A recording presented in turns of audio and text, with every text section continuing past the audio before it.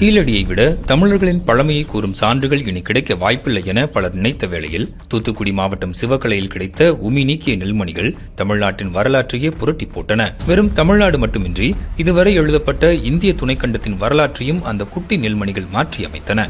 வைகை நதிக்கரையில் அமைந்திருந்த கீழடி நாகரிகம் 2600 ஆண்டுகள் பழமையான வரலாற்றை உலகிற்கு எடுத்துக்காட்டியது. ஆனால் தென்னிந்தியாவின் பழம்பெரும் நதியான தாமிரபரணியின் கரைகளில் யாரும் எதிர்பாராத வகையில் நூற்றாண்டுகளுக்கு முந்தைய பண்டைய தமிழ் நாகரிகம் புதைந்து கிடந்ததை ஆய்வாளர்கள் கண்டறிந்தனர். அந்த நாகரிகத்தின் பெயர் பொருணை.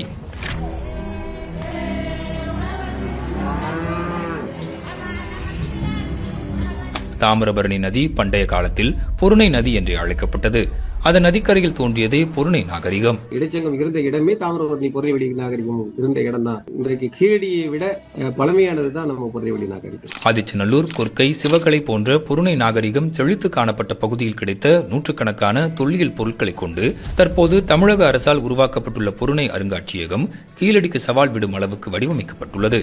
ஆனால் 2019 இப்பகுதிகளில் தமிழக தொல்லியல் துறை அகழாய்வில் இறங்கியது. இதன் தொடர்ச்சியாக ஆதிச்சநல்லூர், கொற்கை, சிவகலை ஆகிய பகுதிகளில் தமிழக தொல்லியல் துறை கண்டறிந்த நெல்மணிகள், சங்கு அணிகலன்கள், சிவப்பு நிற பானை, இரும்பு கத்தி போன்றவை இந்திய துணைக்கண்டத்தின் வரலாற்றை தெற்கிலிருந்து எழுதுங்கள் என குரல் வலுப்பெற காரணமாகின.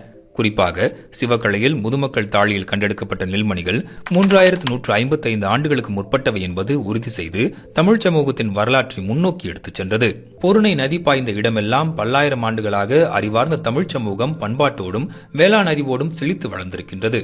எனவே தொல்பொருள் ஆராய்ச்சிகள் அப்பகுதிகளில் தொடரும் பட்சத்தில் சிந்து சமவெளி நாகரிகத்தின் தெற்கு நீட்சியாக மட்டுமல்ல, தனித்துவம் வாய்ந்த மூத்த நாகரிகமாக பொருணை மாறும் என்பதே வரலாற்று ஆய்வாளர்களின் எதிர்பார்ப்பாக உள்ளது.